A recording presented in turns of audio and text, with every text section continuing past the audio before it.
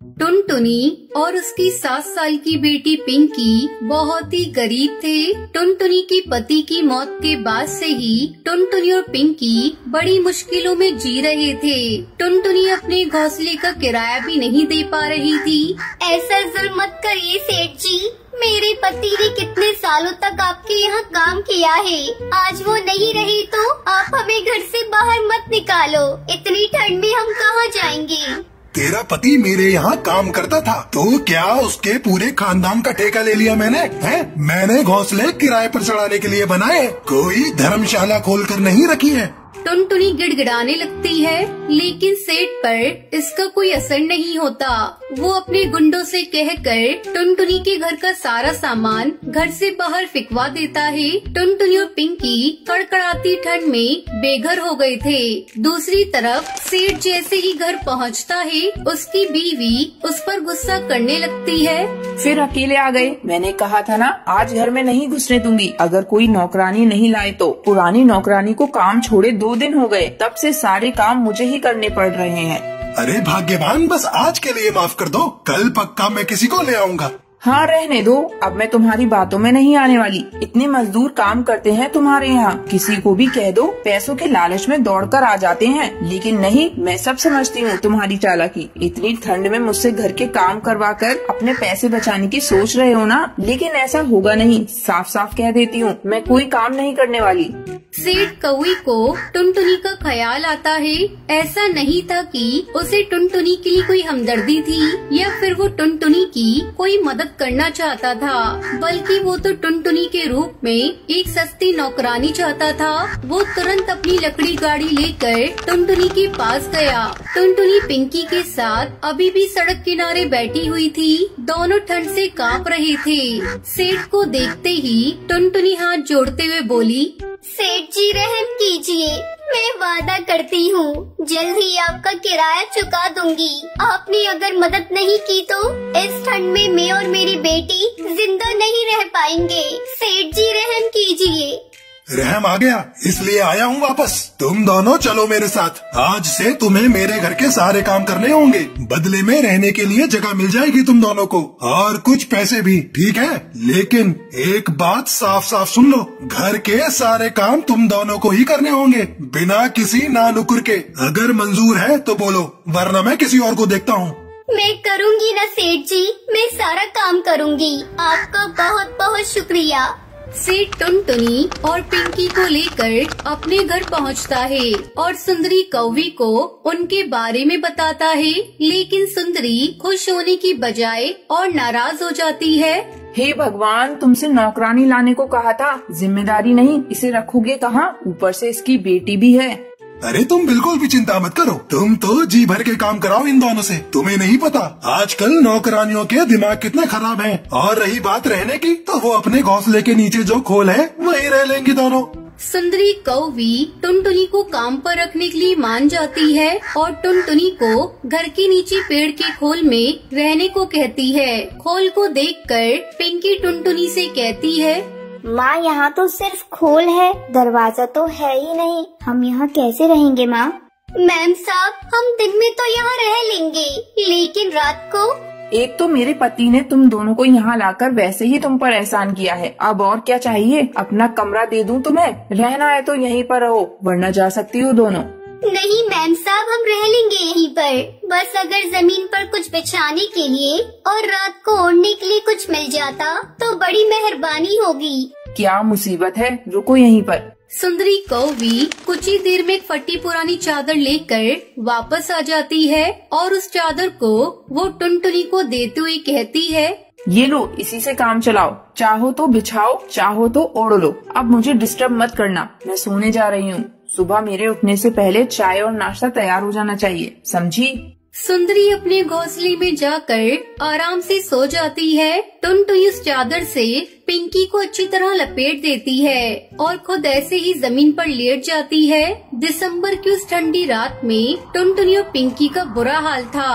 खोल में हर तरफ से ठंडी हवा आ रही थी। फिर अगले दिन, अरे महारानी, अब तक सो रही है? तुझे रात को ही कहा था ना, मेरे उठने से पहले चाय नाश्ता तैयार हो जाना चाहिए।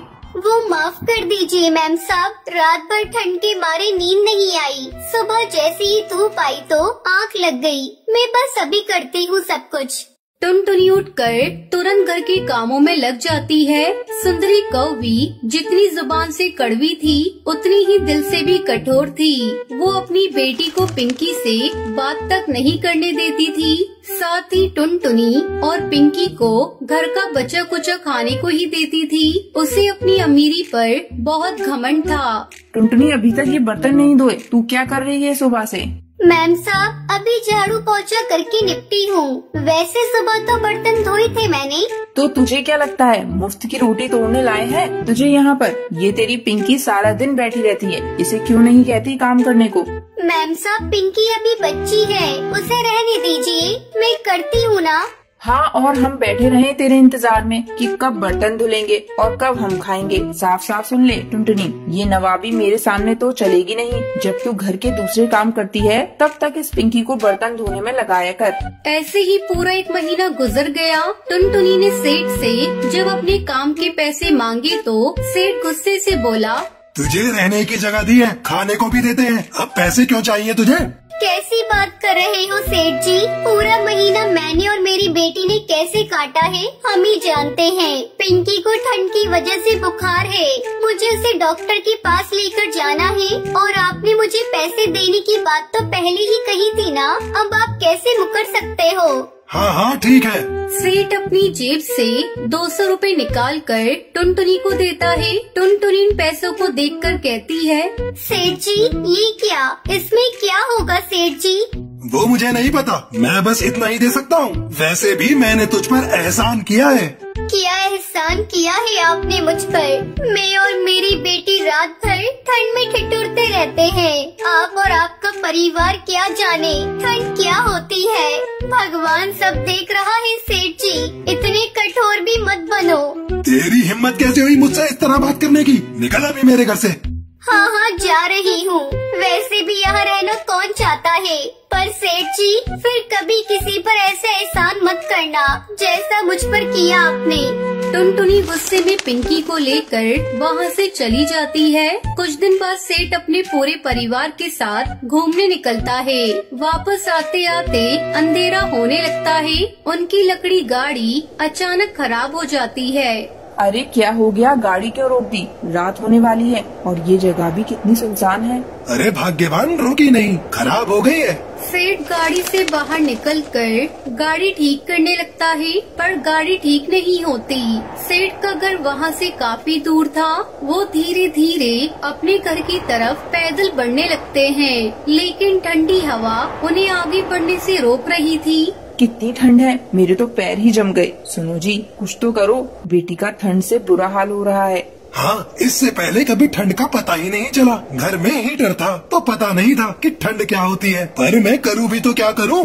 सेठ और सुंदरी हार मानकर एक जगह बैठ गए और भगवान को याद करने लगे।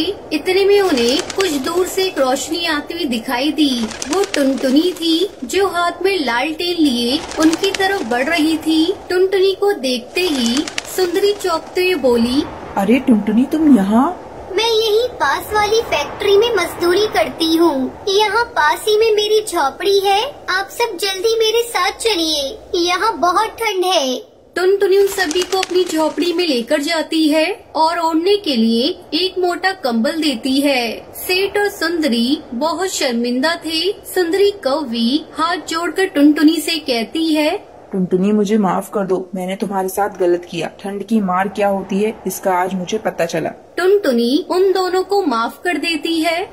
बहुत समय पहले हिमालय के जंगल में टुनटुनी चिड़िया अपनी 2 बेटियों के साथ रहती थी। टुनटुनी का पति कालू कौआ नशेड़ी था।